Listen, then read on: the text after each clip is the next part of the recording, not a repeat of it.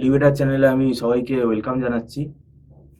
আহ, যারা তোমরা এমবিএ পড়ছো, মানে এবার যারা সেকেন্ড সেমেস্টারে রয়েছো, 2024 সালে তোমাদের সেকেন্ড সেমেস্টারের যে পরীক্ষাটা হওয়ার কথা আছে, এটা জুন মাসে আমাদের হবে বলে এরকম পাবলিকেশন হয়েছে নোটিশ।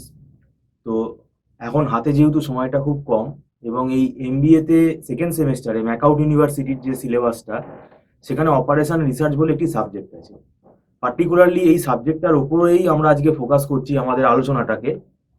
এই সাবজেক্টটা নিয়েই আজকে পুরো আলোচনাটা করবো। এই সাবজেক্টটা স্টুডেন্টরা অনেকে ধারণা থাকে না। তো আজকে আমাদের ইনস্টিটিউটে আমাদের ডিরেক্টর মিস্টার সৌভিক দত্তকে পেয়ে গেছি। নমস্কার। আজকে পুরোপুরি আমরা এই অপারেশন রিসার্চ সাবজেক্টটা নিয়েই একটু আপনার কাছ থেকে জানতে চাই, কারণ দীর্ঘ আপনি 15 বছর পড়াচ্ছেন সাবজেক্টটা। তো এমবিএ স্টুডেন্টদের কাছে এই অপারেশন রিসার্চ সাবজেক্টটা কতটা ভাইটাল এবং কতটা টাফ এটা? অপারেশন রিসার্চ সাবজেক্টটা দেখুন, এটা তো বেসিক্যালি আমরা গ্র্যাজুয়েশন লেভেলে যখন পড়েছি বিএসসি ম্যাথসের সঙ্গে পড়েছি, মানে এটা বেসিক্যালি একটা গ্র্যাজুয়েশনের কিন্তু ম্যাথস পেপার বিএসসি। তো সেক্ষেত্রে যারা কোনোদিন এই পেপারটা সম্বন্ধে করেননি বা কোনো ধারণা নেই, তো তাদের পক্ষে কিন্তু যা শিডিউল আমরা জানি এমবিএ সেকেন্ড সেম 2024, এবার হয়তো জুনেই পরীক্ষা হবে, হয়তো ভোটের জন্য বড়জোর জুনের হয়তো 17-18 তারিখ পরীক্ষা পেছোতে পারে, তাও সেটা কনফার্ম নয় কবে হবে। তো যাই হোক, আমরা জুন ধরেই চলবো সেই অনুযায়ী। দেখুন, অলরেডি কিন্তু মার্চের 20 তারিখ পার হয়ে 21 তারিখ হয়ে গেল আজকে। তো হাতে হিসেব করতে গেলে, সময় বলতে গেলে কিন্তু ওই ধরে রাখুন আপনি 80 দিনই আপনি ধরুন, 75-80 দিন। তো প্রথম কথা হচ্ছে এই ওয়ার পেপারের ভেতর কি কি আছে আগে জানতে হবে। এই পেপারের মধ্যে পুরোটাই বিএসসি ম্যাথস, তার প্রথমেই আছে যেটা লিনিয়ার প্রোগ্রামিং প্রবলেম। এবার লিনিয়ার প্রোগ্রামিং প্রবলেমের ভেতরে আগে কিন্তু দু ধরনের প্রবলেম হয়, একটা হচ্ছে মিনিমাইজেশন, একটা হচ্ছে ম্যাক্সিমাইজেশন। এবার এই মিনিমাইজেশন বা ম্যাক্সিমাইজেশন যদি ডেটা দেওয়া থাকে, তাহলে তার প্রবলেম ফর্মুলেশনটা কি করে হবে, এইটা হচ্ছে ফার্স্ট চ্যাপ্টার, প্রবলেম ফর্মুলেশন। তারপর প্রবলেম ফর্মুলেশন শেখার পর সেকেন্ড হচ্ছে গ্রাফিক্যাল, মানে গ্রাফিক্যাল মেথডে কি করে আমরা এলপিবির অঙ্কগুলোকে সলভ করব। তারপর আপনার নেক্সট হয়ে যাচ্ছে, টপিক আসছে অ্যাসাইনমেন্ট। অ্যাসাইনমেন্টেরও কিন্তু মিনিমাইজেশন প্রবলেম, কস্ট ওরিয়েন্টেড এবং প্রফিট ওরিয়েন্টেড ম্যাক্সিমাইজেশন প্রবলেম আছে, প্লাস ডামি প্রবলেম আছে, অনেক রকম ভ্যারাইটি অফ প্রবলেম আছে। তারপর নেক্সট হচ্ছে ট্রান্সপোর্টেশন। ট্রান্সপোর্টেশনের দেখুন তিনটে method, north west corner method, least cost entry method এবং ভ্যাম, ভগেলস অ্যাপ্রক্সিমেশন মেথড। তো এইগুলো কিন্তু আছে, এবং তার সঙ্গে আপনার অপটিমালিটি টেস্ট, মোদি মেথড, এগুলো সবই আছে, এবং এর মধ্যেও ভ্যারাইটি আছে। আনব্যালেন্স প্রবলেম আছে, অ্যাসাইনমেন্টও যেমন আনব্যালেন্স প্রবলেম আছে, এখানেও আনব্যালেন্স প্রবলেম আছে, এখানেও ম্যাক্সিমাইজেশন প্রবলেম আছে, মিনিমাইজেশন প্রবলেম। মিনিমাইজেশন প্রবলেমই বেশি যেহেতু ট্রান্সপোর্টেশনে আসে, কিন্তু মাঝে মধ্যে কিন্তু ম্যাক্সিমাইজেশন প্রবলেম হয়ে যায়, এবং মধ্যে লুপের ব্যাপার আছে, অনেক সময় অপটিমালিটি টেস্ট করলে দেখা যায় নেগেটিভ চলে এলো। তো এরকমও আছে। তারপর ডুয়ালিটি আছে। তারপর সব থেকে টাফ যেটা সিমপ্লেক্স টেবিল আছে, বিগ এম আছে, এটা অত্যন্ত টাফ এবং লেন্দি প্রসেস, এটাকে শিখতে হবে। তার সঙ্গে গেম থিওরি আছে, গেম আছে, তার সঙ্গে কিউইং মডেল আছে। তাহলে দেখুন এতগুলো টপিকের এতগুলো ভ্যারাইটি আছে। কাজেই এই 3 মাস সময়টা কিন্তু মোটেই এই সিলেবাসটাকে কোপ আপ করার জন্য যথেষ্ট নয়, কিন্তু তাও ইউনিভার্সিটি এই সিলেবাসটা করেছে, এবং যেহেতু আমাদের ফার্স্ট সেমিস্টারটা 2024-এর এমবিএ ম্যাকআউটের অনেক মানে পিছিয়ে হয়েছে, সেই জন্য কিন্তু আমাদের সেকেন্ড সেমের টাইমটা কিন্তু অত্যন্ত ছোট হয়ে গেছে।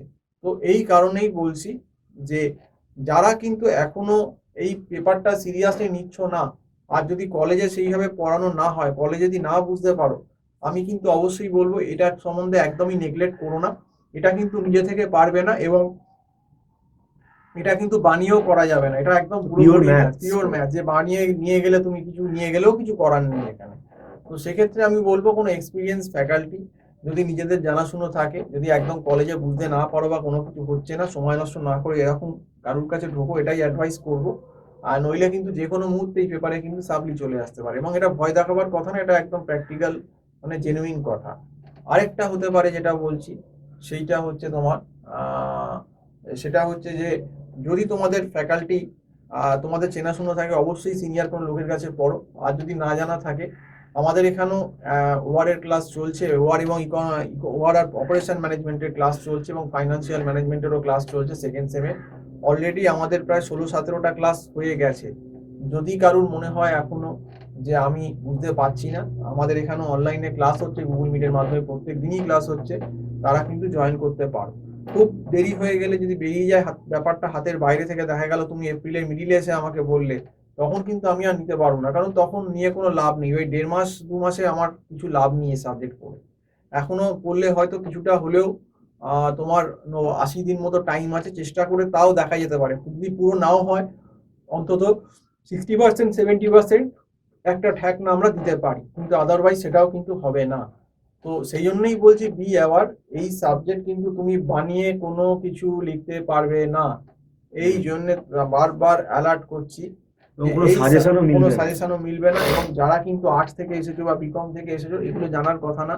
অনেকে এমন আছে বিএসসি থেকে এসেও বা বিটেক থেকে এসেও হয়তো ওয়ার ভালো করে জানে না, এবং ওয়ার একটা এত ডিফিকাল্ট সাবজেক্ট পুরোপুরি বিএসসি ম্যাথ, যে এই জিনিসটা কিন্তু লজিক না জানলে, হাতে ধরে না শেখালে, এটা বইয়ের সলিউশন একটা হয়তো অ্যাসাইনমেন্টের আমি কাউকে দিয়ে দিলাম ট্রান্সপোর্টেশন, সে কিন্তু কিচ্ছু বুঝতে পারবে না কিভাবে হচ্ছে। কারণ এই সাবজেক্টটা এমন সাবজেক্ট যেটা হাতে একদম প্র্যাকটিক্যালি বোর্ডে করে করে দেখাতে হয়, তবেই সে শিখতে পারে যে অ্যাসাইনমেন্টের অ্যালোকেশনটা কি করে হচ্ছে, ট্রান্সপোর্টেশনের অ্যালোকেশন কি করে হচ্ছে, কি করে ব্যালেন্স করা হচ্ছে। তো এটা পুরোপুরি প্র্যাকটিক্যাল ওরিয়েন্টেড পেপারের মতো, যেমন সায়েন্সে প্র্যাকটিক্যাল দেখানো হয় না, এখানেও কিন্তু সায়েন্স গুলো অনেকটা সেই ধরনের, প্র্যাকটিক্যালি না বোঝালে আপনি যদি সলিউশনে কাউকে নোট পাঠিয়ে দিন, সে কিন্তু এই সাবজেক্টটার এক বর্ণ বুঝতে পারবে না। এইটাই হচ্ছে ফ্যাক্ট। এবং ফার্স্ট সেমের থেকে কিন্তু সেকেন্ড সেমে এই যে ওয়ারের যে সিলেবাসটা একদম আলাদা অ্যাকশন আরম্ভ করে দিল, এটা আরো কিন্তু বিপজ্জনক হয়ে গেল। কারণ যে পড়বে না মডিউল 1 পার্টটা, সে কিন্তু খুব বিপদের মধ্যে পড়বে। আর এটাতে কোনো সাজেশন হয় না, মানে যেটা যা খুশি দিতে পারে কিন্তু যে কোনো জায়গা থেকে, এর কোনো সাজেশন হবে না। কাজেই সেক্ষেত্রে আমি স্টুডেন্ট যারা আছো, তোমাদেরকে বারবার কিন্তু ওয়ার্ন করছি, রিকোয়েস্ট করছি যে তোমরা যদি এই সাবজেক্টটা বুঝতে না পারো বা দেখছো কলেজ থেকে হচ্ছে না, বারবার বলছি সময় নষ্ট করো না, কোনো সিনিয়র কোনো ফ্যাকাল্টির কাছে পড়ো যদি চেনাশোনা থাকে। আর যদি সেটা না থাকে, আমরাও এখানে পড়াচ্ছি। আমার যে নম্বরটা স্ক্রল করছে 9748161018, এই নাম্বারে কিন্তু কল করেও তোমরা কিন্তু আমার সঙ্গে পড়ার ব্যাপারে কথা বলতে পারো। তবে ওই যে বললাম, তুমি যদি এখন এপ্রিলের মিডিলে বা এপ্রিলের লাস্ট এসে বলো স্যার আমি কিছু বুঝতে পারছি না, আমাকে পড়ান, তখন কিন্তু আমি তোমাকে নিতে দেরি পারবো হয়ে না, যাবে। দেরি হয়ে যাবে। তখন নিয়ে কোনো লাভ নেই, কারণ সেই ব্যাচ সব এমন জায়গায় চলে যাবে যে তোমাকে ব্যাকআপ এক্সট্রা কিছুই দিতে পারবো না। কারণ আমাদেরও লিমিটেশন আছে। কারণ এত বড় একটা ফার্স্ট সাবজেক্ট, সেটা যদি এত দেরি করে কেউ অ্যাপ্রোচ করে, সেটা টিচারেরও কিছু করার থাকে না, কারণ এখানে সময়টাই খুব কম। অলরেডি ফেব্রুয়ারির প্রায় লাস্টের পরীক্ষা শেষ হলো, হতে হতে মার্চের ফার্স্টের আগে সেমিস্টার শুরু হলো। তাহলে মার্চ এপ্রিল মে মাত্র বলতে গেলে, হিসেব করতে গেলে কিন্তু ওই 3 মাস 5 দিন কি 10 দিন হয়তো আমরা টাইম পেয়েছি হিসেব করতে গেলে। এখন তো সেটাও চলে গেছে, এখনো প্রায় মার্চের 20 তারিখ, 20 দিন 21 দিন চলেই গেল। তাহলে অলরেডি যদি 21 দিন চলে যায়, তাহলে এখন আর কতদিন বাকি আছে? এপ্রিল মে আর মার্চের 10 দিন। তাহলে বলতে গেলে 70, আর ওদিকে হয়তো খুব বেশি হলে মেরে কেটে 80-82 দিন বাকি। তো 80-82 দিনে যদি হিউজ সিলেবাসটা ঠিক করে করতে হয়, স্টুডেন্টকেই সিরিয়াস হতে হবে, আদারওয়াইজ কিন্তু হবে না। তো যাই হোক, সম্পূর্ণ ভিডিওটা দেখার জন্য অসংখ্য ধন্যবাদ। আজকে এই বলেই শেষ করছি। নমস্কার।